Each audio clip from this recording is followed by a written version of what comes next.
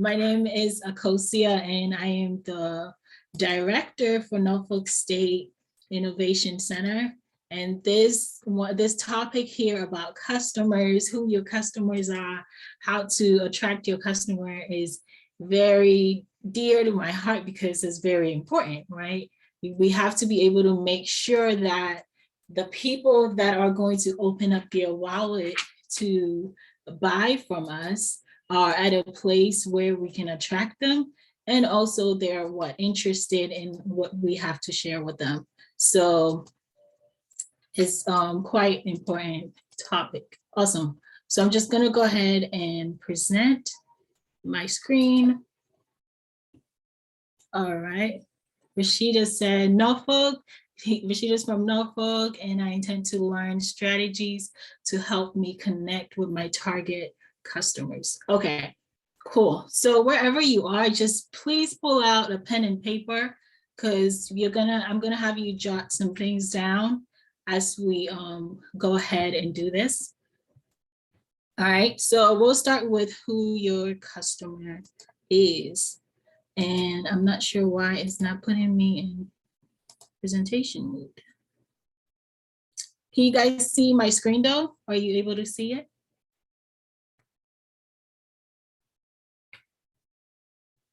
Okay, let's talk about who your customer is. I'm going to make it really simple. Tiffany, our event coordinator, asked me to talk about how to identify your customers and what is customer segment and how to use it, and also how to attract your customers. And I think the third one, a lot of people are very interested in learning how to attract your customers. So we'll just go ahead and get started. I put it in 3 steps that you will be able to remember and be able to execute even starting now right here in this meeting. So we're going to go ahead and start with defining the problem and pain that you're solving for your customers, because that is how to identify your customers. Then we'll also talk about how to understand your customer and also how to attract them. All right, so with that being said, let's start with problems and pains. All right, when it comes to your customers, the question that Tiffany asked was interesting. It says how to identify your customers, right?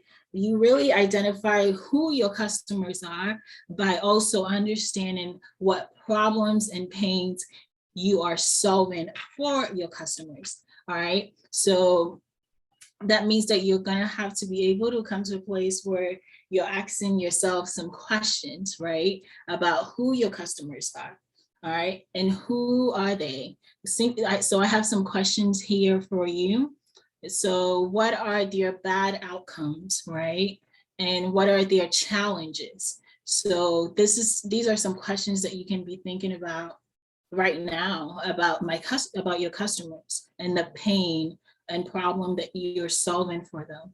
So you identify them by really knowing what pain that you're willing to solve for them, and also they are experiencing. So what are their bad outcomes? What are their challenges? What obstacles are they facing, right? What causes them to have bad feelings concerning who your customers are? And some questions you can even ask yourself is, with the current product or service that you're offering, like really what causes them bad feelings and what makes them worry, all right? So you can jot that down on that piece of paper right now. Who are your customers? How do you identify who your customers are, all right? So with the product and service that you are offering, what problem is that business or product or service solving, right? A lot of times a lot of business owners that comes around us wants to start companies, and we all want to start businesses, but there is a problem that your business or product or service is solving, right? And that problem may actually never change.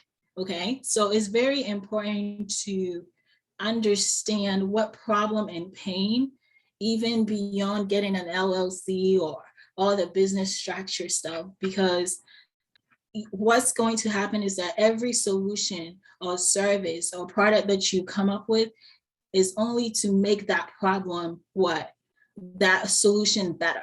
So the problem is always going to remain the same. So if you can put in the chat or unmute your mic and share with us right now what problem is coming to your heart or your mind concerning what your business is doing. What problems are you solving for your clients?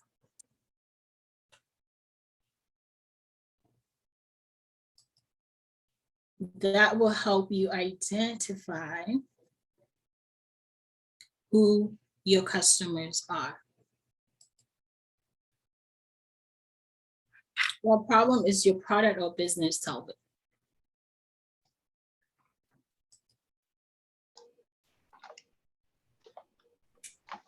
Go ahead, Matthew.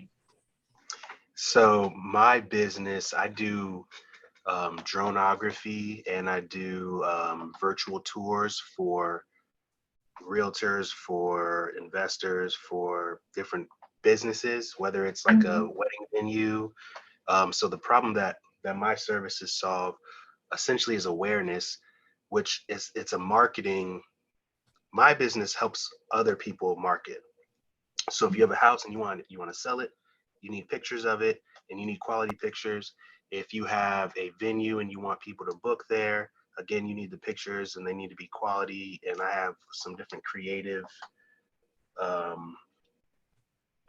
techniques that I use to make stunning photos. So I would say the problem that I'm solving is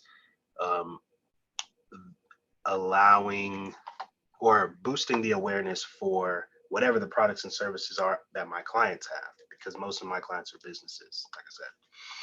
Awesome. I think I really like the last part, which is boosting the awareness, right? There is a lack of awareness. So what he's doing is helping his clients have that awareness concerning whatever industry or field that they're in. Okay, so that also becomes the value, right? The value that you're offering to the clients. It may not necessarily be the high quality HD, right? All of that are features that are nice, but ultimately there's a lack of awareness concerning his clients and that people that come his way. And that is what he's solving. I like that. So that last part made sense. Tiffany is the NSU Innovation Center. She also has a business as well. She said we help creatives figure out how to price their handmade products. Awesome. So that problem is that there is difficulty when it comes to pricing your handmade products. And so she has a solution that just targets that. Very niche, very specific. Ms. Robbins says, her company solves the problem leaders are having to boost administrative fundraising strategies to excel performance goals. All right, cool. So that value right there is increase in performance. All right, so that is the value proposition that Ms. Robin has to offer. Thank you guys for sharing. That is interesting and that helps. Okay, so let's move on, shall we? Now let's take a look at your customers, all right, in more detail. When we say customers, what questions can you start thinking about? Okay, great business owners are always asking questions. And so what's the question that you can think about? Who are they, right? What are their needs and what are their behaviors and what do they do? Okay, you have to be so obsessed with your customers to think about what their needs are, what do they do, how do they behave on a day-to-day. Okay, so we'll look at more into that in detail. So some of the questions or things you can start writing down concerning your customers before we move on is, what are their age, right? Their age, their gender, all right, their place of residence, Are they married? Are they not married? All right. What are their hobbies? You can even think about how they spend your leisure time. Very important. Are they educated, and at what level are they educated? Or do they have specific training or certifications, right? You can even think about certain things like income. So you want to make sure that for your customers in general, right? You're just writing these things down right now. All right, and then a way that they think. Okay, Rashida said creating handcrafted jewelry that celebrates designs grounded in African art, okay, techniques. Very nice. So what that is Rashida, that is what you do, but what problem are you solving, right? What problem are you solving for your customers? So that's a good definition of what you do, but force yourself to think about, what problem am I actually solving, right? What is that pain that these handcrafted jewelries are providing for my customers, right? So what you do is the product, but we're talking about what is the problem that the product is solving for your customers. And you can share with us once you have it. And so please, yeah, just go ahead and write down who they are, what they do, their marital status, their age and all. And it's very important to come to a place, because right now what we've done is a broad outlook on your customers, right? But even for example, Matthew gave a description that he works with investors and he works with real estate agents. So Matthew has something very important that our event coordinator wanted me to talk about today, which is customer segmentation, okay? Or market segmentation. So even though he has all these customers, he has to be able to segment them, okay? Because not all of them have the same descriptions. So Matthew would probably, when we talk about segmentation, we're talking about grouping your customer into different segments, okay? And you can group them into segments by, their titles, or you can group them by geography or demographics, or you can even group them by behavior. So Matthew may want to group his customer segment really based on industry, right? Like maybe real estate agents, and then give that description of, and when it comes to real estate agents, what are the age and what are the status of income of people that tend to come my way? And I hope that description makes sense. Is there any questions about that? I'll show a good example here. There's a good example here. This is the professional art supply business customers, and I use this example all the time. So imagine a professional art supply business opening up, around a university area or, an educational area. And this person realizes that, oh, I have people coming in. Some of them are artists. Some of them are tourists.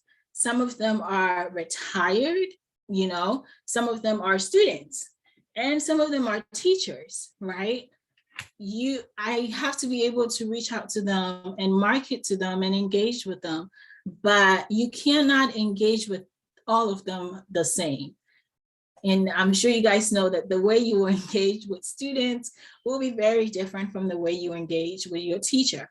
And so that is why I think I like Matthew's example of that he gave, that he has investors and real estate agents. So what you will go ahead and do is under each of your group or segments, right? What is the description under each of them? So go ahead and do that as well right now. And if you can share it in the chat, you can go ahead and do that.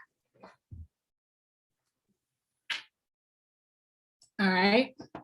So this becomes very, very important because a lot of times we're talking to all people the same, right? Or all our different customer segments the same. But we may not need to do that, because all of them has different backgrounds and issues. So let's take again, the student and the teacher, right? I've highlighted, this part has been highlighted because the teacher, after all, may be the primary customer or the main customers. Let's just say maybe about 80% of the sales is coming from the teacher, right? Versus the students and the tourists and all. So also highlight, who do you think has the real pain, right? So for example, when it comes to Matthew's example, and I'm picking on Matthew because he gave a really good example of who his customers are and the problem that he's solving for them.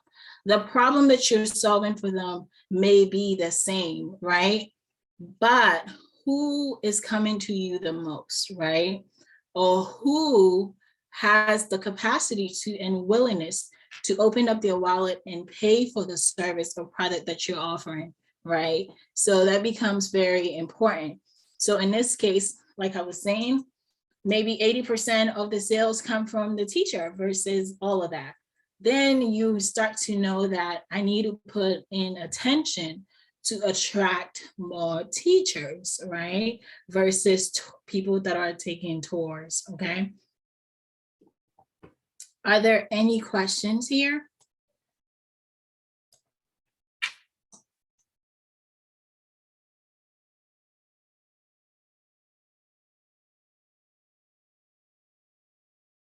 Awesome. No questions? You can go ahead and put some of your answers in the chat. Next, I'm going to talk about persona, customer persona. All right. So when it comes to user personas, that is now that you've selected your who you think most likely have that immediate pain, who really needs your solution more, right? It may be more real estate agents than investors, right? So who really need that solution more? For example, Matthew's example, or for example, the example on the screen, who is the one with the immediate pain, all right? And what we're going to do is do a persona on the group or segment, all right? So right now I'm having you focus on that segment that, is going to make you money the most, right? That segment that is going to be easy to market to because there's a demand, right? There's a demand already for what you do from that segment. All right, so when it comes to that, you select which segment, and then you do a persona on that segment or that customer segment. When you do personas, you want to put a picture of an ideal person, right? An ideal client or an ideal person that in your heart, in your mind, you're like, this person, if I can get multiple of this type of persona, I'll be really good for the year. I want you to think about that person, put that image on your paper of who that is, and start putting descriptions of who they are, right? What is the job, that their age, right? All those things that we shared earlier, right here. That person, what is their age, what is the way they think, what income level are they, what educational level do they have, and all those important factors, you surround it around the image, okay?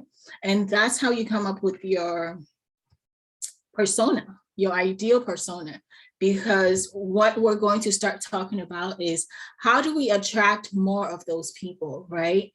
I'm excited that you have multiple customer segment. If you realize that you have multiple customer segment, just put I in the chat. Do you have multiple customer segments? Just put I in the chat. I am excited because I know most of you have multiple customer segment, but I also know that in order to be more efficient, right, and more focused and start channeling money in more, we need to be able to be focused, all right? So, okay, I see all the eyes in the chat.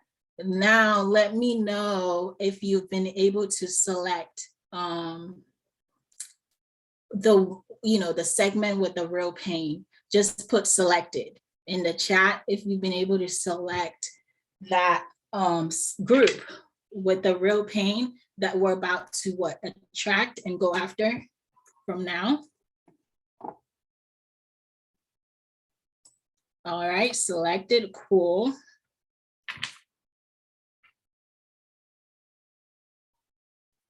Oh, all right, Miss Robinson. Oh, you guys are on point. Awesome, awesome. Cool, making my life easy. All right. This is another example here of a persona, okay? This lady is, I like this one because it's a pretty good description of what I do. She is, she works for a university in the School of Management, and she is at a place where she's thinking of either starting a business or becoming a parent.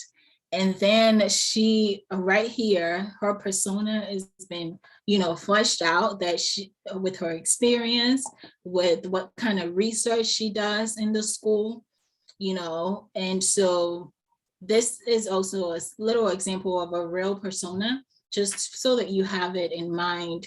And I believe Tiffany I'll send this presentation to her so that she can send it to everyone when she's emailing that thank you note to you all, so that you can have it, right, and be able to take more time to focus on it. All right, so that is step 2, and the entire step 2 is the final thing, is to select that segment that has the real pain, that are willing to open up your wallet to pay for your service repeatedly.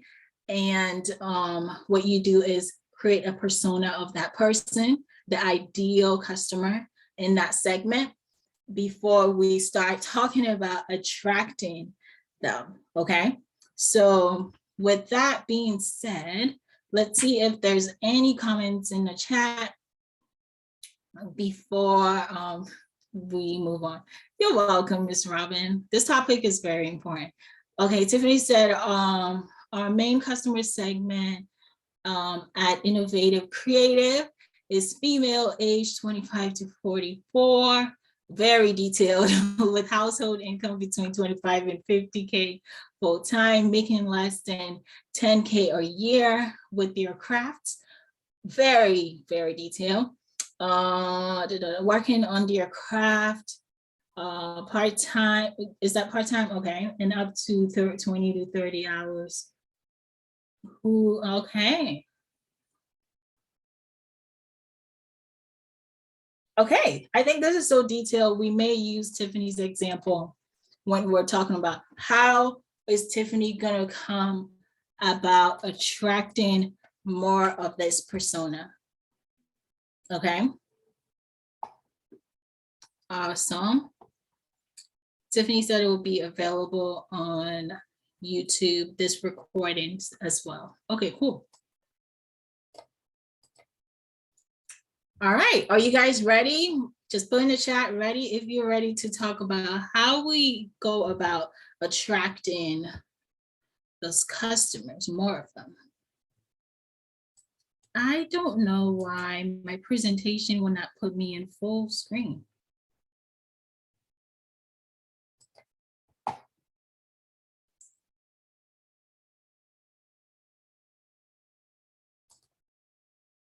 Awesome. I think it's working now. Okay. Because the last image that I have here, we have to look at it in very close up. All right. Whew. This I use for my business. My business is City Lighter, but I think it goes really well with today's topic. So I brought it out to share with you guys. So now that we have that ideal persona, right? For example, Tiffany's persona. I know that we all don't have a lot of times in the world, and some people may be in part-time entrepreneurship and also working full-time, right?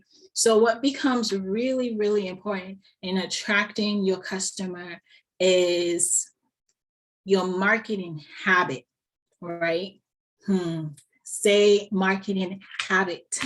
That you need a habit that is going to help you attract your customers, okay? So your marketing habit is very crucial, all right? Because if you don't come up with the marketing habit, everything that we talked about here is going to be a bit pointless and very difficult, okay? So I want your life to be easy. So marketing habit is a decision, first of all. It starts with your time. What time can I start attracting people? Okay, so put somewhere on your note. I know you're busy probably between 9 to 5. So maybe it may be in the evening or very early in the morning, right? And if you're not fond of marketing, my PhD advisor always told me that do the difficult things first, right? You want to make sure that, okay, from 8 a.m. to 9 a.m., I have this time where I'm going to attract customers between Monday to Friday or Monday to Sunday. Can we make that pledge or that promise, put it in the chat? And if you pick the time, put that in the chat as well, okay? Very, very important. Very simple, but I believe this is what becomes the hiccup, okay? When it comes to marketing, especially if you're not a marketer, right? You got to be able to be efficient with your time. All right, so have you guys been able to select your time and dates for attracting your customers? You can put that in the chat. What time are you wanting to attract your customers? Before we even talk about what you need to do. I guess you guys didn't think about it yet, right? It's taking a while.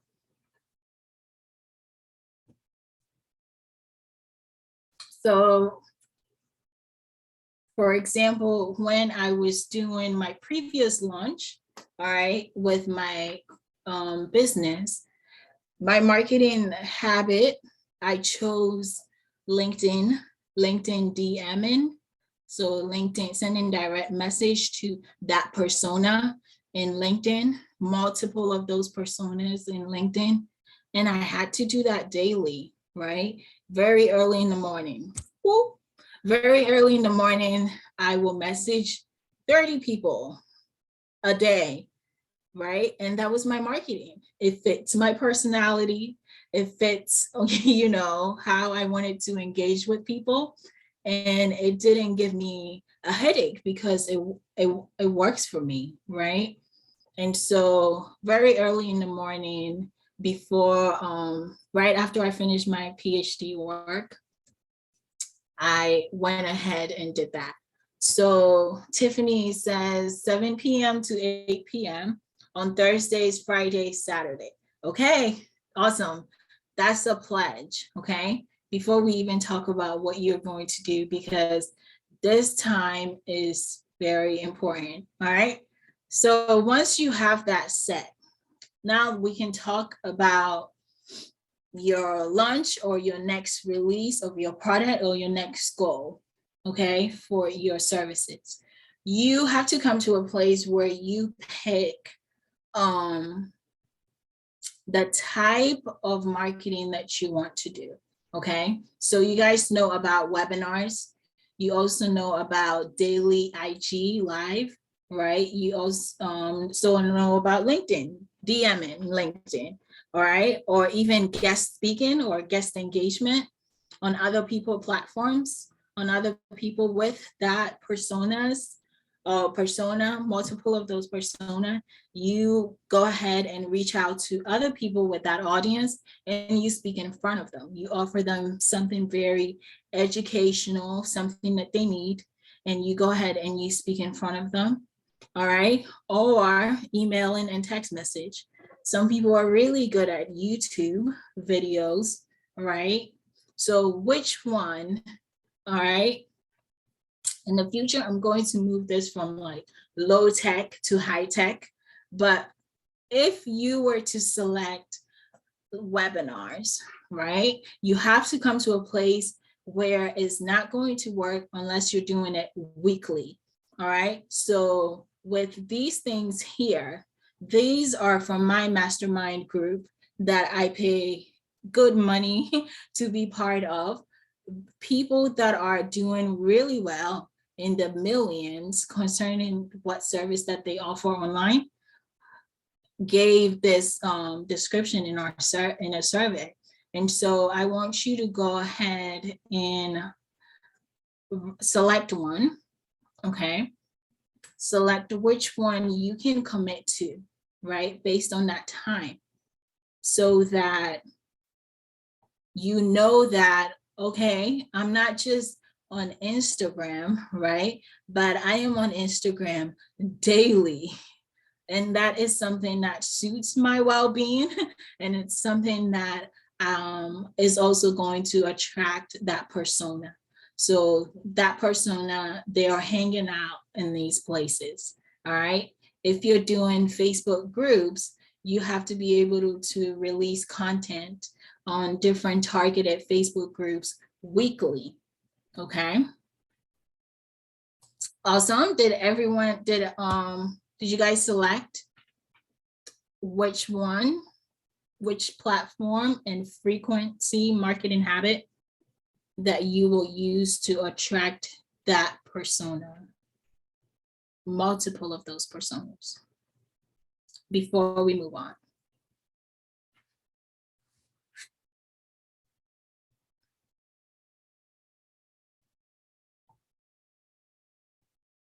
Awesome. All right. Thank you, Ms. Robin. Okay, Matthew said, I like the LinkedIn DM and the monthly speaking engagement. Yes, so I want you to pick no more than 2, okay? No more than 2, because they all work, but which one suits your well-being and which one can you commit to, okay? Which one can you commit to, all right? It's about that more than it is about posting all the time or trying to catch up with what other people are doing. It's about which one can you harness, right? And be able to commit to, right? Because if you are one day on Instagram and one day on Facebook and one day on, LinkedIn DM, you're not hitting that spot over and over again, right? It's about which one can you hit that spot over and over again, more than doing a bunch of things. All right. Matthew said, my mastermind and I just started a meetup group and host networking mixer once a month, okay, and attract potential clients and people to do joint ventures with them. Okay, it's been a great marketing strategy for me. So yeah, then Matthew, you want to stick with that if that's working, and also you want to think about leveraging other meetup groups that are similar to yours to attract more people into yours, right? And so I think this one goes good with guest hosting on other meetups or that are similar to yours as well. All right, says twice a week, YouTube, and monthly speaking engagement. Cool. All right.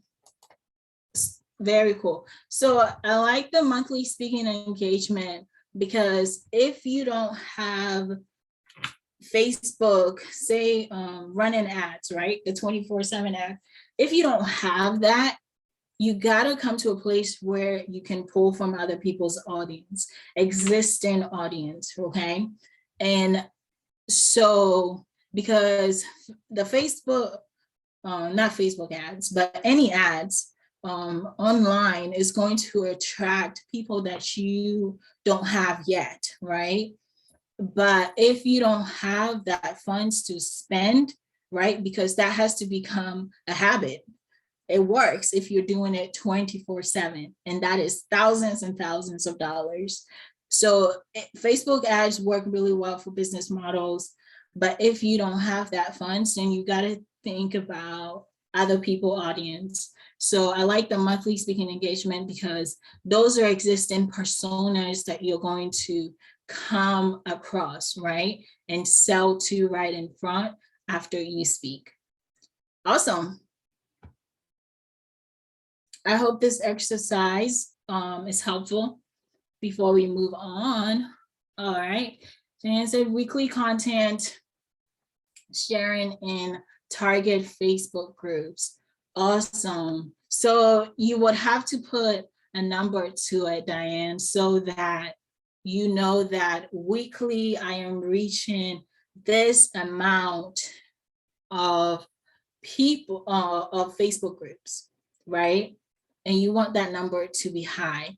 So like I said, I did DM and I was reaching 30 people a day for my lunch. And so it becomes very important for you to have a specific number when you are doing that targeting for Facebook groups.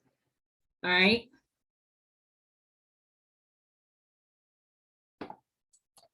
Cool.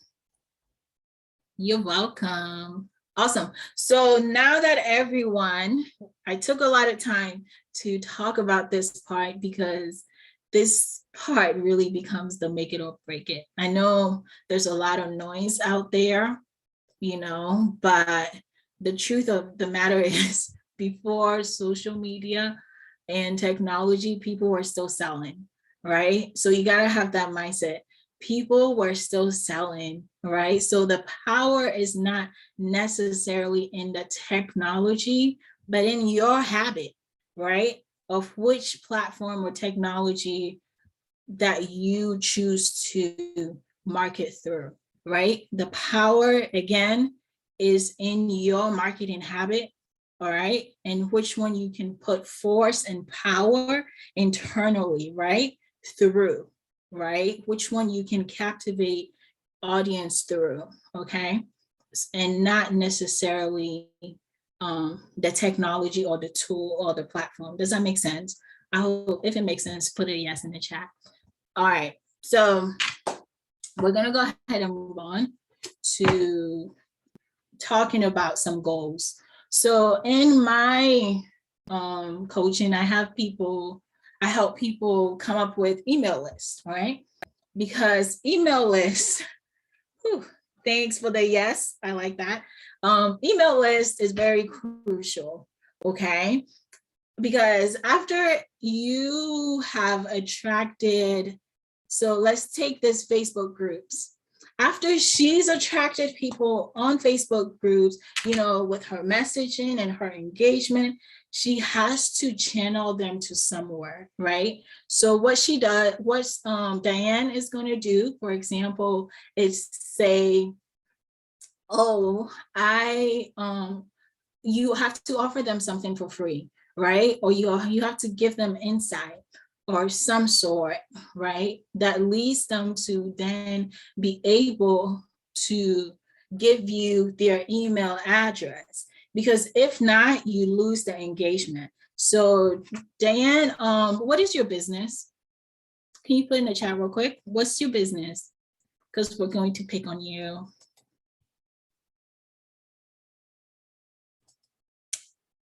So you have to be able to offer them something for free, or you have to, it can be educational, right? Okay, so at LeTax, we help families who are in financial need to see for free, okay, if they left money on the table. Okay, great, thank you. I like that example. So when she reaches out different Facebook groups that her personas are hanging out at, she has to come to a place where she creates something for free, right? It may be a video, or it may be an event like this where she's going to talk to people, but you can't just be messaging people. You have to give them something for free. It may be a PDF that talks to them about how they, what are the 3 steps to knowing that you've left money on a table, right? Something for free that she can give away for them to then give her email address. All right. So this becomes a very targeted way of people opting in into what Diane does. Okay. So Diane will say 3 steps for you to identify that you have left money on the table, right? Click this in order to get this, give me your email address. So that she can start now taking these people out of that noisy place, all right, of Facebook groups or social media, so that she can now have control over them because she has her email addresses, all right? So email address is very important because that is the place where you can have personal control over them.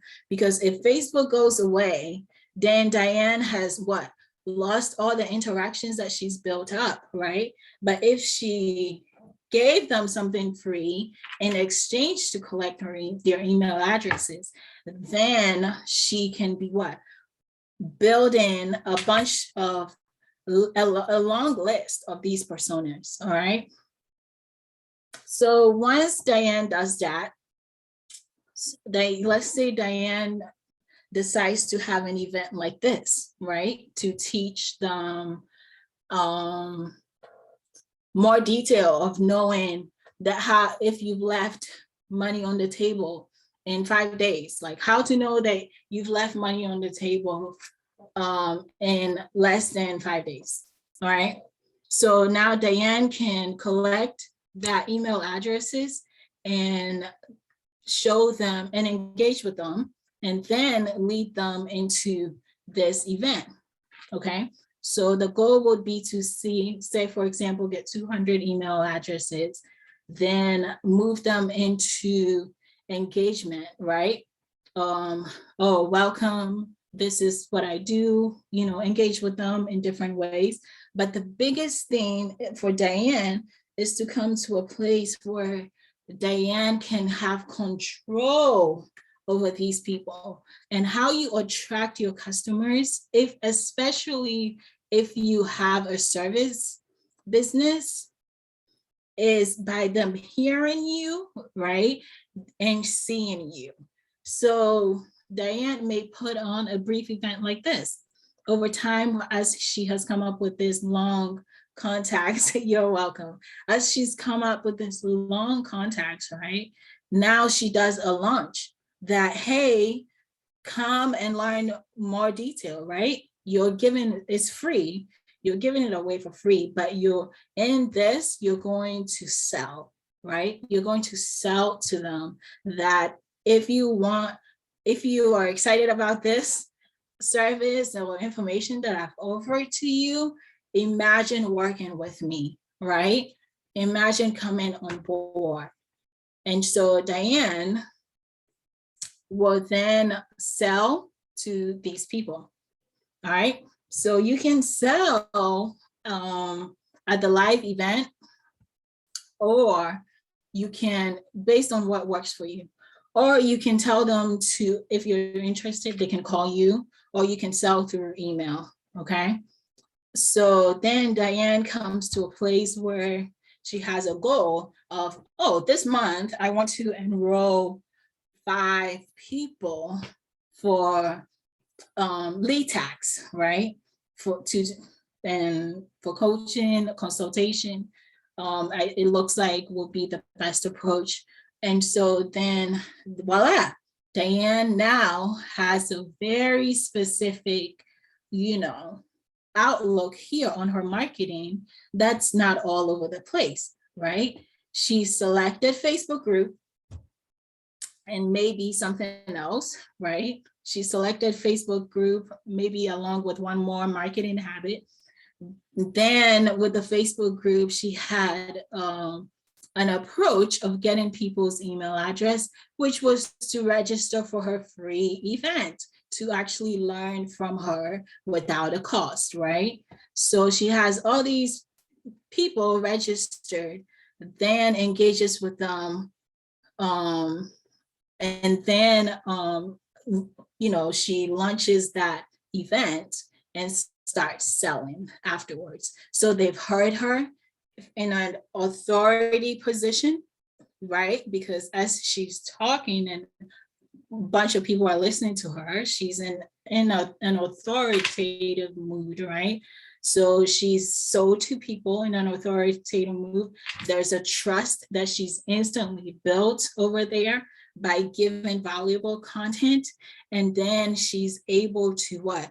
Open cart and start selling for that month, right? So she can be like, okay, I'm going to take 1 month, every month I'm going to sell to 5 people, right? For consultation. And this is the marketing approach. And this becomes something that she can keep doing repeatedly. All right. What do you guys think?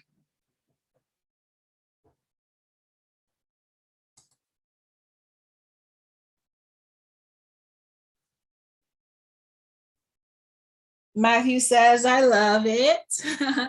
Awesome. Okay, so this is my secret sauce, but it works. It works very well, and it's not as crazy and noisy as posting endlessly on social media, right? It has a very targeted direction to those customer segment, those personas, okay? And you've selected 2 marketing habits that you're comfortable with, and also your audience are there. Awesome, marvelous, thank you. Oh, cool. So I'll take questions now. Questions. We have about 10 minutes left.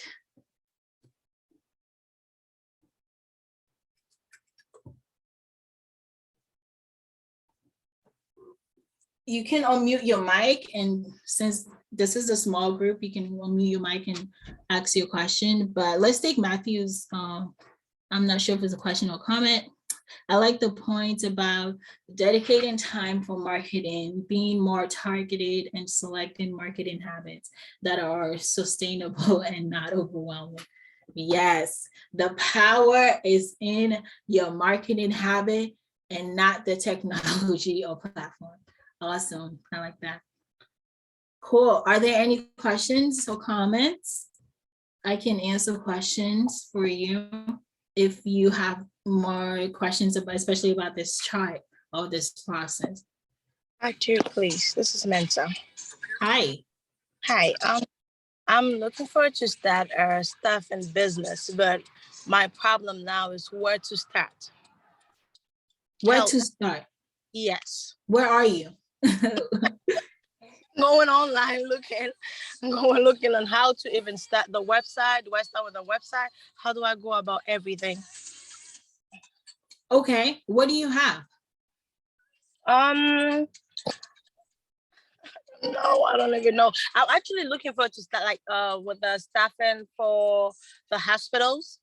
So let's say send people who have central sterile lab technicians to the hospitals if they need staff So that's what I want to do. But then how to go about with everything? Do I have to set a website? If I set a website, what do I do? I checked and I saw that I have to have LLC.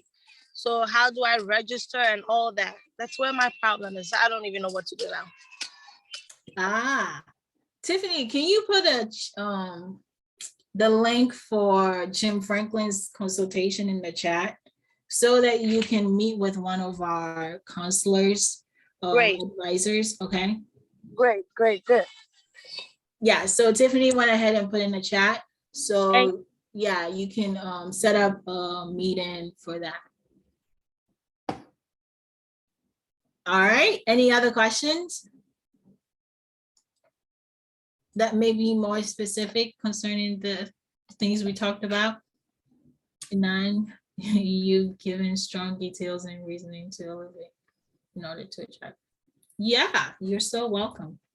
I am glad that you guys found this valuable, because I found it valuable. This has made me funds or money for my business without being so overwhelmed. Because I know that on social media it can feel like you're trying to catch up with everybody else, but the truth of the matter is selling has always been a thing, right? Business has always been a thing. Technology is supposed to amplify and help you reach more of those personas. But first of all, you really need that fundamental basics, right? Such as like what time I'm going to do it, which platform, and being able to offer that persona something valuable and something that they need before selling to them is important. All right. There's a comment says I'm posting a lot on content on IG and YouTube already, but it has not converted to clients. What am I missing? What's your business again? Providing music for it's two categories, for churches and for party bands and independent recording artists. Providing music. Okay, so it's a service, right? Correct. Mm-hmm. So when it comes to service, you gotta, I think the best thing is for them to hear you and see you. Okay. The YouTube is great, but what funnel, right? What funnel is leading them to engage with you? So for example, once you post, valuable content on YouTube, what else do you do? I think that's all I've been doing. Well, right. Yep. And okay, so then that's it, right? You have to be able to have a call to action, because that's a lead magnet. If people are watching and they're seeing, right, that valuable video is that lead magnet. But what is the offer?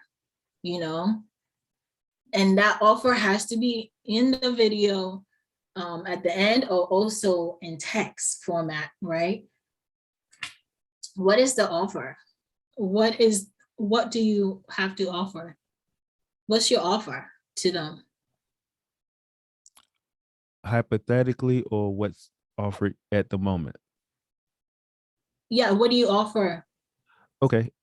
Creating music for rehearsals, wedding bands, church services, and independent music for recording artists that say singers and songwriters, but they don't have the music for their songs. Right. So it sounds like a lot of offers, right? That's why I said picking that particular segment that actually will pay you, and being focused on starting making fun, starting giving them valuable information and selling to a targeted segment is very important. So if you are you have to kind of stick with one segment before you add. So for example, sticking with that church, right? Say, for example, you stick with church, right? With church, at the end of your videos, it becomes very clear, right, that church folks, if you need someone on Sunday, right, this is the link, you know, that has to be in that text after the YouTube or your Instagram post and all. And you have to push that offer, because with every valuable freebie that you give, you have to push that offer. Does that make sense? Yes, ma'am.